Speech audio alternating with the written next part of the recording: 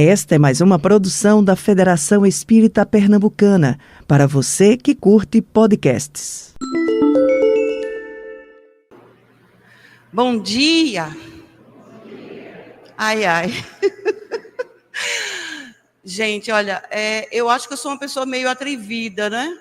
De ter aceitado um convite dessa magnitude. Eu só me lembro do primeiro dia que eu cheguei aqui, não é? E tinha seu Homes Vicente, estava ali no portão, recebendo as pessoas. Quem conheceu o seu Homes era um velhinho muito bonitinho, muito lindinho, né? Bonitão, aquela pele dele bem rosinha, chamava a atenção da gente. Eu já fiquei impressionada a partir dali. Depois, eu fui para o atendimento fraterno. E a pessoa que me atendeu, eu nunca esqueci dela. Porque era uma pessoa diferenciada para mim. Eu acostumada a ambientes de tensão, de estresse, encontrar uma pessoa serena, olhar sereno, e foi ela que me chamou a atenção para essa doutrina aqui. Eu pensei, se essa moça é tão tranquila, por que eu também não posso ser, se eu entrar nessa religião?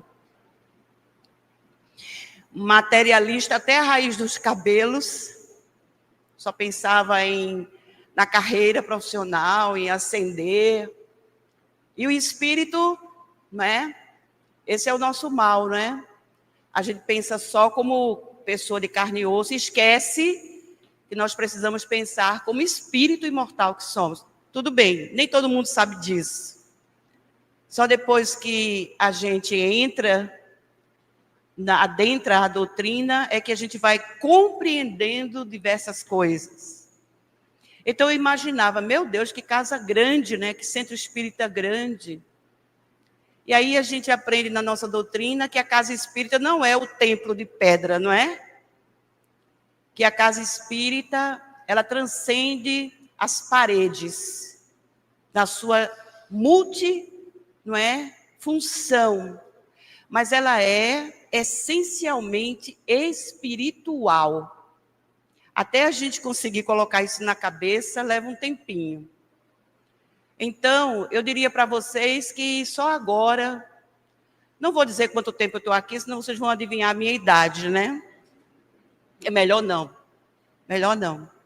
Então, eu ficava pensando, meu Deus, quanta coisa. Aí depois, aqui, assistindo a uma palestra, a dirigente disse assim, vamos abrir turmas de estudo. E aí eu me interessei. Por quê? Graças a Deus, sempre fui estudiosa. Minha mãe e meu pai nunca tiveram problemas comigo com relação à escola.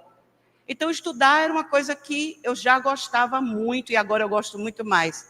Porque a doutrina espírita, ela nos incentiva ao hábito da leitura. Outra vantagem de ser espírita, porque são muitas. E aí eu fui lá correndo, saí daqui correndo para me inscrever. Aí disseram assim, não, você primeiro, é bom você fazer o ciclo básico, porque tem muita gente na fila, você vai ter que ficar numa fila de espera, porque nós temos um limite por sala. Me deram todas as explicações. Fiquei frustrada, porque eu já queria estudar. Mas aí eu fui para o ciclo básico. Nossa, eu ficava espantada com o conhecimento dos meus monitores. Naquela época, o nome era esse. Hoje a gente usa termos mais modernos, facilitadores, mas eles não deixavam de ser facilitadores pelo fato de serem monitores, não é? Então, eu tive esse contato com essa doutrina que diz que os espíritos são as vozes do céu. Eu não entendia muito bem essa expressão, porque é a poética, não é, do espiritismo. A poética dela transcende. E muitas vezes a gente não está no alcance. Mas era uma introdução à arte espírita. Você lê aquela mensagem do Espírito de verdade, aquilo é arte pura, só que é arte divina. E aí eu fiquei encantada e depois não parei mais. Os cursos que a casa oferece, eu procurei aproveitá-los ao máximo. Mas essa minha chegada ao Espiritismo, ela não foi por acaso, não é? Nós aprendemos também com essa doutrina de luz, de esclarecimento, que nós já tínhamos nos comprometido, antes da nossa encarnação, a sermos espíritas. O espírito Carlos Lomba, num livro lindo chamado Ceareiros de Volta, ele vai dizer que o número de pessoas que encarnam na Terra, já conhecedoras do conhecimento da doutrina espírita, aumenta a cada dia mais. Ele falou isso na década de 60. Lá se vão 50 anos. E depois ele vai dizer que dessa quinta geração de espíritas, porque nem todo espírito é espírita, mas essa quantidade de espíritas está sendo possivelmente espírita pela segunda vez. Então, quer dizer que agora, nas maternidades do mundo inteiro, estão nascendo espíritas aos montes. E qual a ideia? Renovar, ajudar, apoiar o nosso planetinha lindo, que foi construído por outra criatura linda, chamada Jesus de Nazaré. Com muita dor no coração de tantos irmãos seus ainda cegos, ignorantes, doentes da pior doença que existe no mundo, que é a ignorância. Mas aí outro espírito vai dizer também que o espiritismo ele é de estado cósmico, ele não é somente aqui do planeta Terra. O espiritismo não é somente um privilégio dos terráqueos, mas o espiritismo é uma doutrina que está no universo inteiro, em todos os orbes do nosso planeta. Quem vai falar isso para a gente é o José Marques Garcia, também nessa obra linda chamada Ceareiros de Volta, pela psicografia abençoada de Valdo Vieira. Então, ele diz que o espiritismo é de caráter cósmico e existe com outros nomes, porém, com a mesma essência em outras esferas e em outros planetas, erguendo o véu do descobrimento, do desconhecido. Então, espiritismo não é a religião do universo. Não seria prepotência da nossa parte dizer que somos espíritas, porque estamos adeptos da religião universal, não é? Então, para nós é uma honra já estarmos nas hostes espíritas, não é? Então, seguir os passos de Jesus é para esta casa aqui algo bem natural. É a vocação dela. É ser seguidora de nosso Senhor Jesus, não é? Então, quando a gente pensa que o senhor Clodoaldo Fernandes Viana, o senhor Manuel Arão e outros que se enveredaram, não é? Que foram atrevidos a trazer para este estado de Pernambuco uma religião que abalaria os alicerces de qualquer um. Eu não sei se vocês já ouviram uma expressão chamada borboletas no estômago. É o que eu estou sentindo agora. Estou me segurando aqui. Então, vejam. A humanidade sempre procurou a fonte da juventude. Todo mundo quer ficar jovem para sempre. Juventude é bom. Eu que o diga, a minha juventude foi muito boa. Aproveitei bastante, sem exageros, claro, porque minha mãe era muito rigorosa. Porém, essa panaceia, vamos dizer assim, esse remédio, essa droga, essa substância que faz com que as pessoas fiquem jovens, era muito procurada. Heródoto, grego, já falava dela, da fonte da juventude. Ponce de León, um descobridor espanhol, veio procurar na América do Sul a fonte da juventude. Não encontrou, é claro. Porque a fonte da juventude, ela não é um remédio, não é um recurso, não é digamos assim, uma alternativa de saúde, pelo menos da saúde tradicional, mas sim da saúde espiritual. Eu posso ser jovem enquanto velha. Eu posso também ser velha enquanto jovem. É uma questão de estado de ser. Então, essa casa de oração e de trabalho, ela faz com que a gente possa entrar em contato com todas as normas vigentes, pensadas, direcionadas por nosso Senhor Jesus. Eu me lembrei de Bach, pedi licença a ele para falar.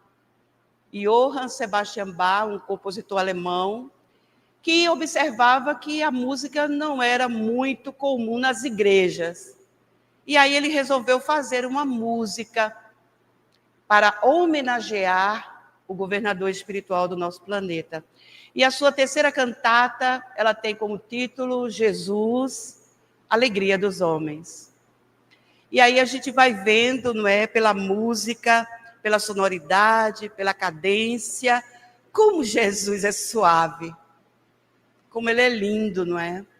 O espírito puro que já não precisava mais passar por nenhum perrengue, por nenhuma doença, por nenhuma situação financeira ruim, por nenhuma situação constrangedora com a família. Por quê?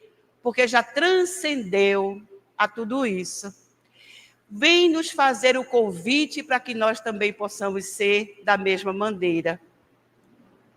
Então, Jesus conta hoje, meus irmãos, com 2 ou mais bilhões e meio de colaboradores. Ele que é um espírito puro, que já superou todas as dificuldades da vida física, poderia trabalhar sozinho, não precisar de ninguém. No entanto, ao contrário, ele resolve arregimentar pessoas simples, pessoas, muitas delas, sem nenhuma escolaridade, vamos dizer assim, mas que eram pessoas que já tinham em seus corações um terreno, tipo uma terra boa, uma terra já trabalhada, para que a semente, a palavra de Deus, a semente do Evangelho pudesse assim florescer. Então, Jesus, ele precisa de cada um da gente. Ele precisa de cada um de nós, para que nós o ajudemos nessa tarefa tão nobre, mas ao mesmo tempo tão difícil, que é a tarefa da regeneração. Então, ele chama, a princípio, não é, aqueles irmãos nossos que já conhecemos. Ontem, na palestra de abertura, nosso irmão Godinho falou sobre eles, muito bem, por sinal. Mas aí, para que a mensagem de Jesus, ela possa ser conhecida, ela possa ser meditada, ela precisa ser sentida e ela precisa ser vivida, Jesus precisava de nós. Emmanuel, ele vai falar de um apóstolo ou um discípulo anônimo, aqui nesse livrinho extraordinário, não é? Onde ele fala, no capítulo 17, que não é Cristo somente, mas é Cristo e nós. E aí ele vai dizer, na verdade, Emmanuel, que Jesus cuidava dos seus discípulos a miúde, com carinho e com amor. E o mais novo deles estava precisando de muita ajuda, Saulo, ou Saul, como a gente também pode chamar. E aí, Emmanuel, ele começa dizendo assim, que Ananias era esse discípulo anônimo da vez, como todos nós somos cada um de nós discípulos de Jesus anônimos. Não precisamos ser celebridades, pessoas bajuladas, enaltecidas, colocadas em redomas, em tronos. Nós fazemos o nosso trabalho de discipulado na simplicidade do coração. É isso que Jesus quer. Os simples de coração, sem malícia, sem segundas intenções, sem prepotência, arrogância. É isso que Jesus quer. E Jesus disse-lhe em visão, Ananias. E Ananias respondeu, eis-me aqui, Senhor. Nós somos esses discípulos, que na hora do convite, precisamos estar atentos, apostos, disponíveis, para ajudarmos o nosso mestre querido. Aprendemos com essa doutrina de esclarecimento e de razão, que o próximo, mais próximo de nós, é aquele que está mais próximo. Parece até redundante, né? Então, esse próximo pode ser alguém da sua família, pode ser alguém da sua empresa, onde você trabalha, onde você ganha seu pão de cada dia, pode ser uma pessoa na rua, pode ser uma pessoa na fila, sei lá, de pagamento do boleto do mês, pode ser na clínica médica. Esse próximo, ele pode surgir a qualquer instante, então esteja preparado. E Ananias estava. E aí, Ananias, não é, vai até Paulo, porque antes, Paulo tinha ficado praticamente cego. Essa cegueira de Paulo não era uma cegueira física, não. Era uma cegueira moral muito, muito forte, muito relevante.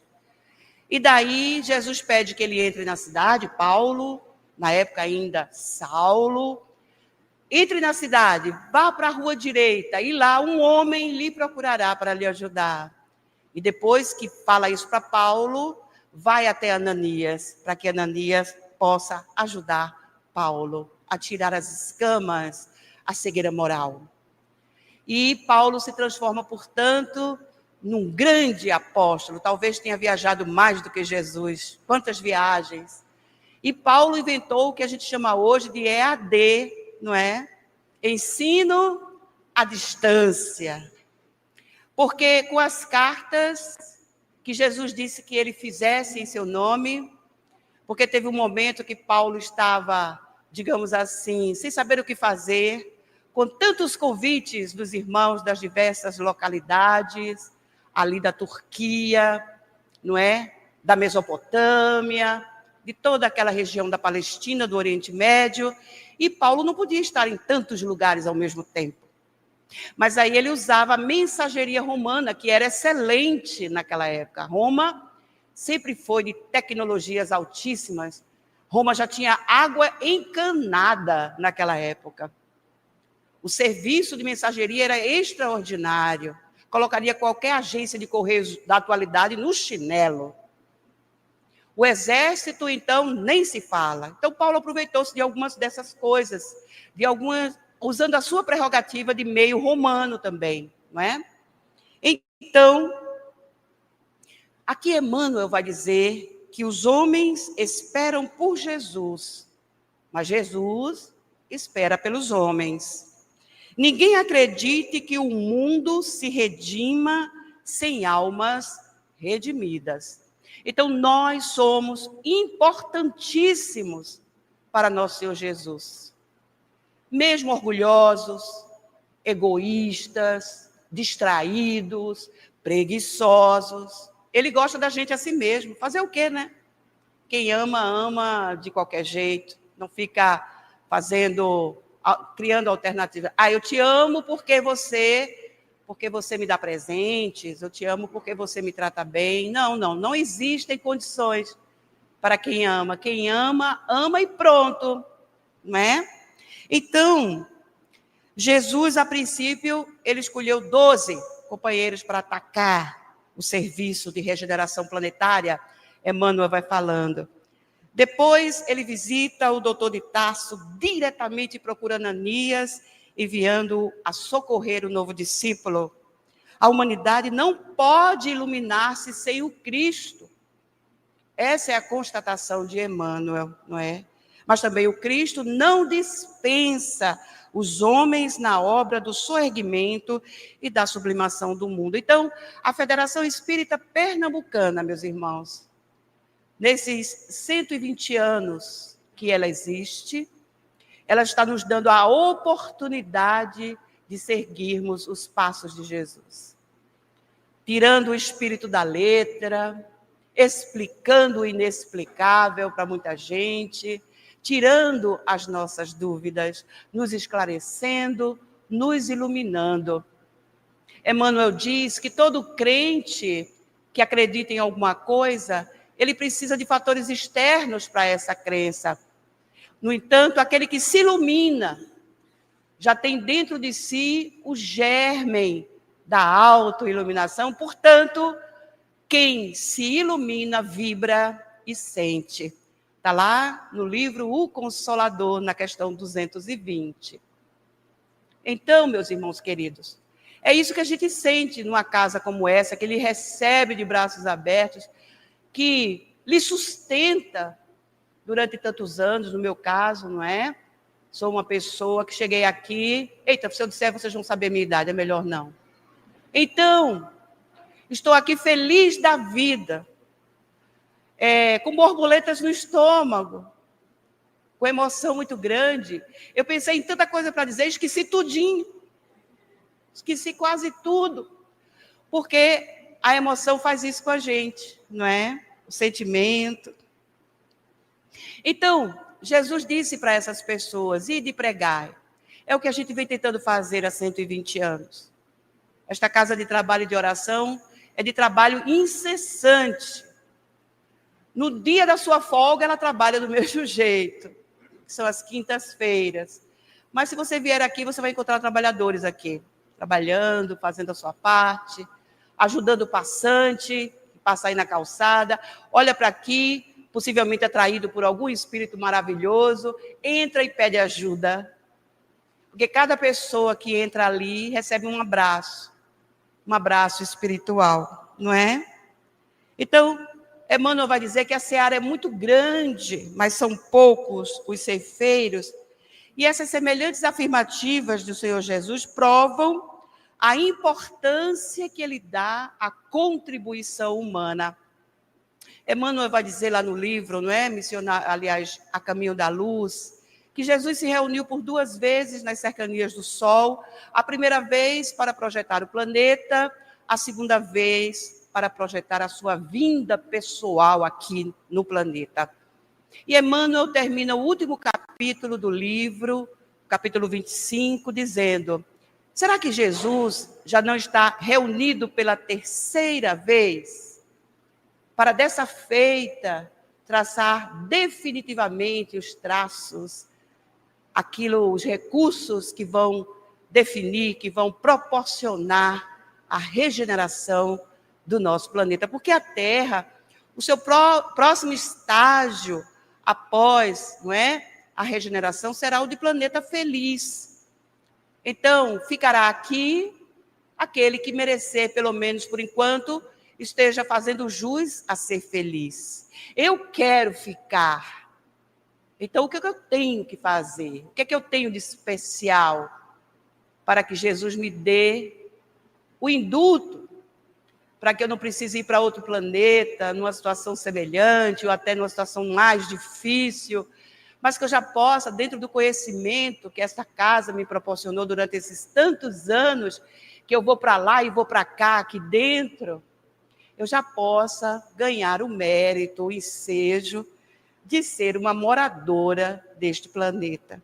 Mas para isso, eu preciso ser branda e eu preciso ser pacífica. São 2 coisas diferentes. A pessoa pode ser branda, mas as suas opiniões não condizem com a sua brandura. Ela pode ser pacífica, mas as suas atitudes não condizem com a sua pacificidade ou com a sua simpatia pela causa da paz. Então, cristianismo significa Cristo e nós. Então, esse é o trabalho da federação, é nos aproximar cada vez mais de Jesus.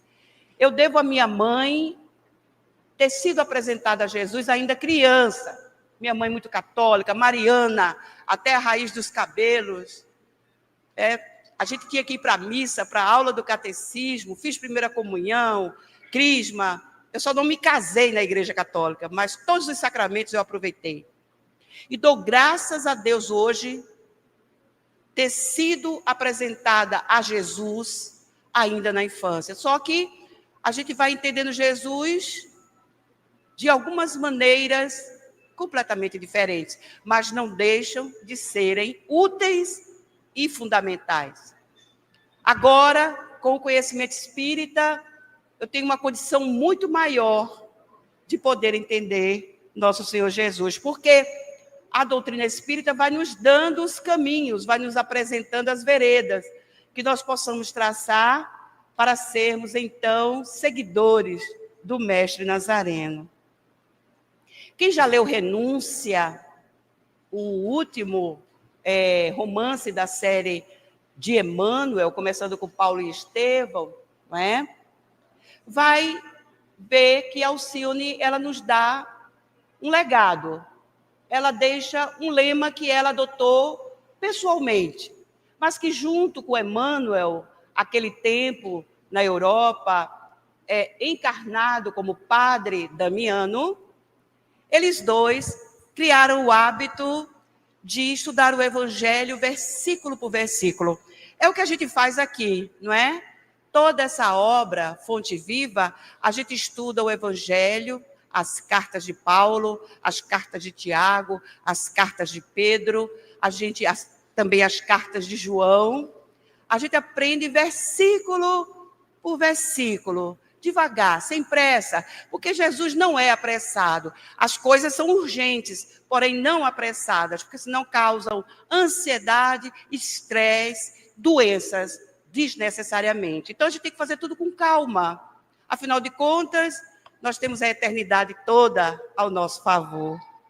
E aí, Alcione, ela vai deixar para a gente alguns conselhos que são importantíssimos para que nós possamos seguir Jesus de peito aberto, de coração a gargalhar, não é? Então, precisamos ser garimpeiros do Evangelho. E uma das primeiras, recomendações da Alcione é exatamente conhecer a mensagem do Cristo. Ora, por que Jesus escolheu nascer ali na Palestina? Porque ele não nasceu ali na Europa, onde a Grécia era uma civilização muito adiantada, a civilização romana, egípcia, chinesa. Por que Jesus escolheu a Mesopotâmia, o Oriente Médio? Então, só a doutrina espírita vai explicar.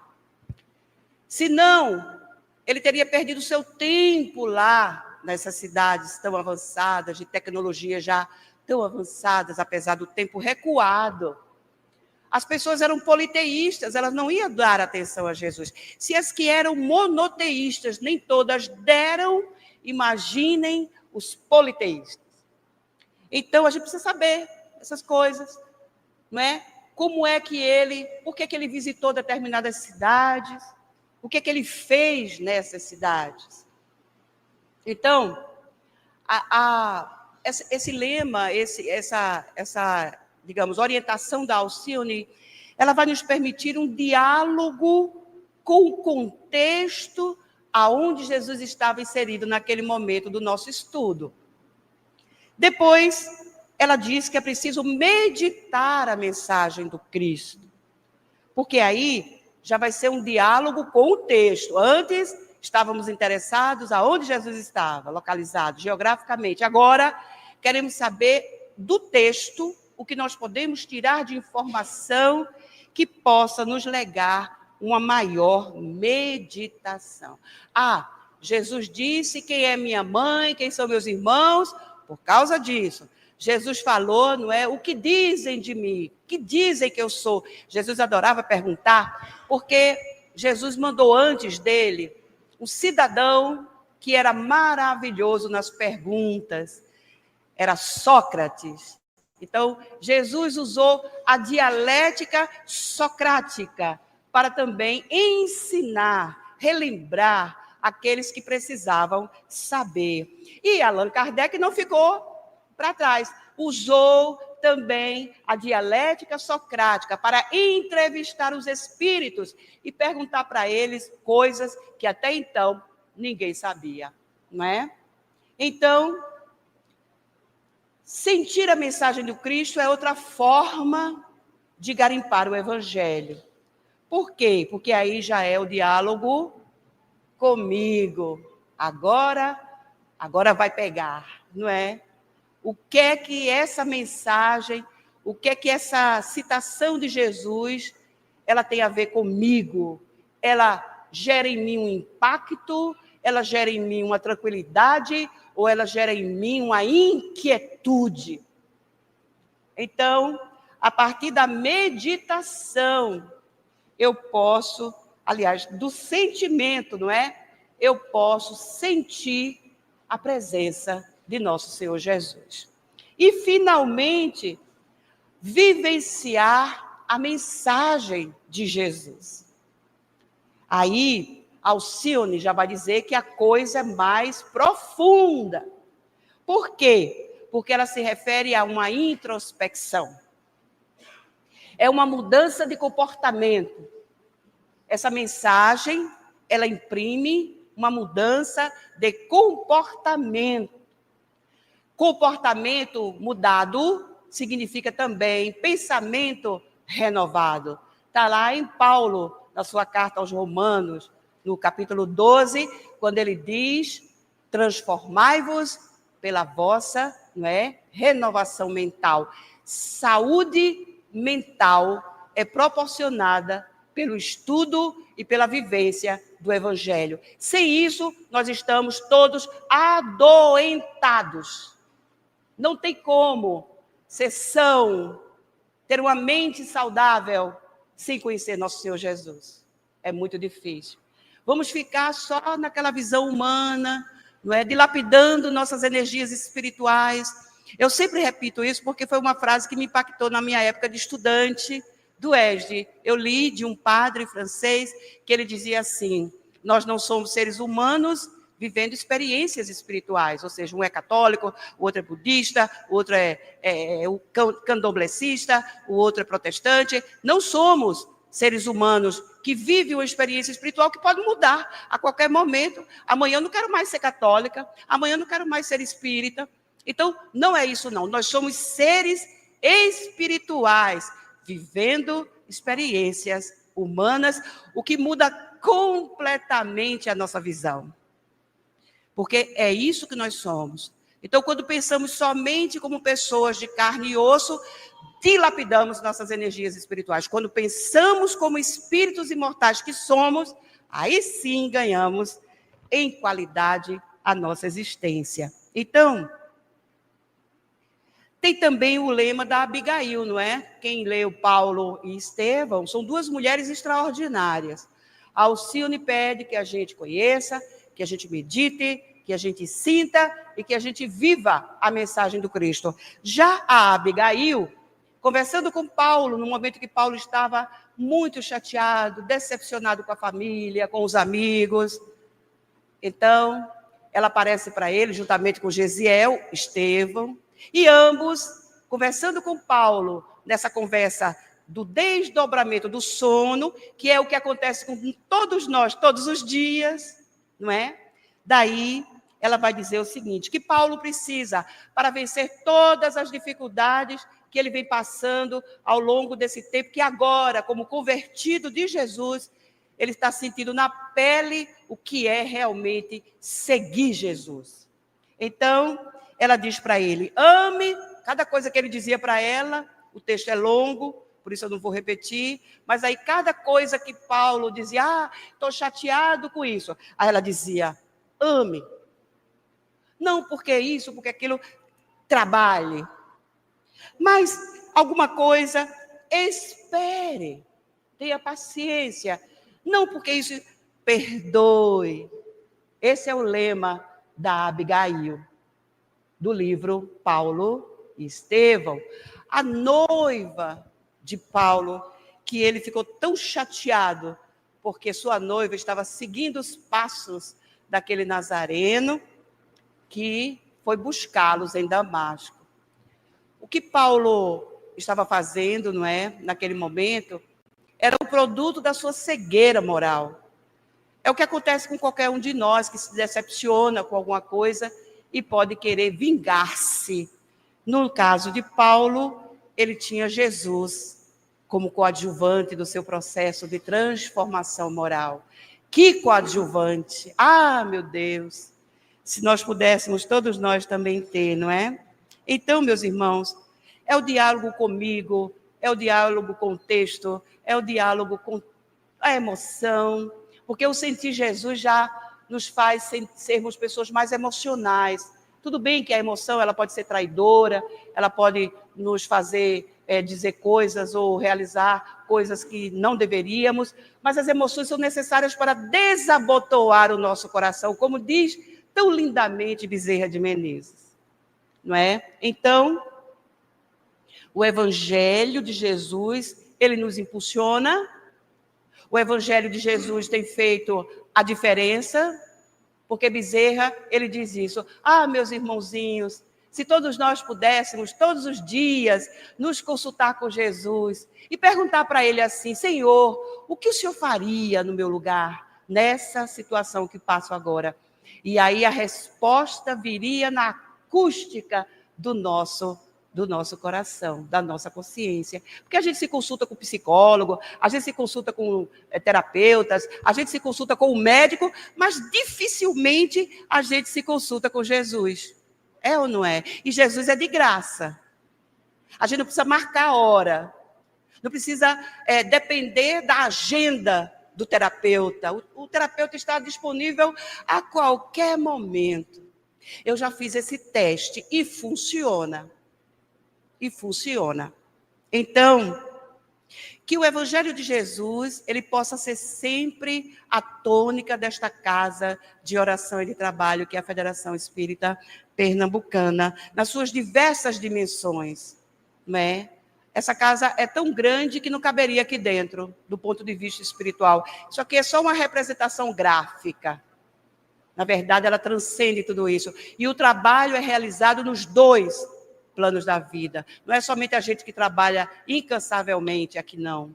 O mundo espiritual também trabalha, não é? Meu pai trabalha até hoje e eu trabalho também. Esse deve ser o lema do espírita. Se ele está de folga, trabalha o espírito também, não é? Então, meus irmãos queridos, tinha mais coisa para dizer, mas confesso para vocês que eu estou realmente emocionada e acabei... Dizem as pessoas que dão cursos de oratória, pelo menos foi assim que eu ouvi de um deles, que é natural sentir frio no estômago na hora que você vai falar para o público. Imagine, não é? Você saber que tem tantas mentes focadas no que você está dizendo, isso gera uma ansiedade. Então, não é errado sentir frio no estômago, borboletas no estômago, antes de uma palestra ou antes de algum trabalho que você fosse dirigir ao público. Mas peça ajuda espiritual, isso aí é necessário que a gente faça. Então, para a gente terminar o meu dia de gratidão à Federação Espírita Pernambucana por ter me acolhido, ter tido essa paciência de me aturar durante todo esse tempo. Então, eu recorri à ajuda de amigos, né? Eu conversando com um amigo que faz parte da minha turma de estudo do Evangelho Rede Vivo, das quintas-feiras, e eu conversando com ele, ele disse, não, você está muito emocionada. Aí, no dia seguinte, ele me apresenta um poema que ele fez depois da minha emoção. Ele disse, fale, você gostou? Eu disse, adorei o poema, está lindo. Então, fale lá para o pessoal, mostre sua gratidão lendo o poema para eles. Então, ele mesmo fez um videozinho. Eu prometo a vocês que só são 2 minutinhos. Peço um pouquinho mais da sua paciência, da sua condescendência, para escutar Eu vou tentar ler, se a emoção deixar, mas tem a segunda parte do vídeo, que é um poema da Alta de Souza, aquela baixinha gigante, não é? Então, Alta de Souza, ela fez um poema chamado Oração a Jesus. E foi a forma mais sintética, mais emocional que eu encontrei. Não só as minhas palavras, porque daqui a pouco vocês vão esquecer o que eu disse, mas foi a forma que eu encontrei de poder concretizar realmente a minha gratidão a esta casa que me acolhe há tanto tempo. Então, já está pronto aí, Osgley? Certo. Então, vocês vão ler o poema, mas depois o segundo poema, o primeiro foi do meu amigo, do Emerson, que é lá do Rio de Janeiro. Emerson, muito obrigada, meu irmão, já agradeci muito a ele várias vezes. E o segundo tem a minha voz, né? Espero que gostem. E desculpem a minha emoção, tá bom? Muita paz.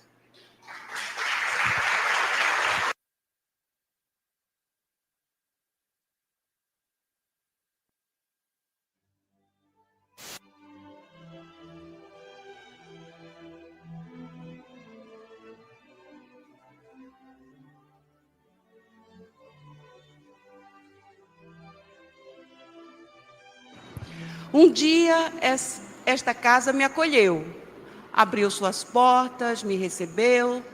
Dentro dela vi beleza, vi o amor e a compaixão. Aos poucos fui sentindo a minha transformação.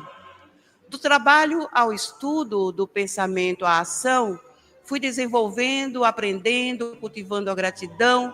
Agora, no seu aniversário, que comemora os anos da sua criação, presto uma singela homenagem do fundo do meu coração, pois a casa que me respondeu, o coração guardado, hoje encontro aberto, destrancado, virou uma casa governada por Jesus e a todos ele serve. Foi mais rápido do que eu, não foi? Oração a Jesus. Abençoa, Senhor, a casa que nos deste, no campo de trabalho e anseio que bendigo. Neste pouso de paz, temos o doce abrigo que nos revela o amor por luz, veste de júbilo ao saber que marchamos contigo. Dá-nos, Senhor, o dom de ver-te o braço amigo,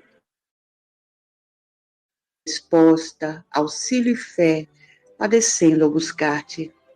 Que a nossa casa em ti, no amor que não se cansa, seja um lar consagrado à bondade e à esperança, que te louve a presença e o nome em toda parte. Obrigada, Alta de Souza, por essa prece tão linda, por essa oração a Jesus.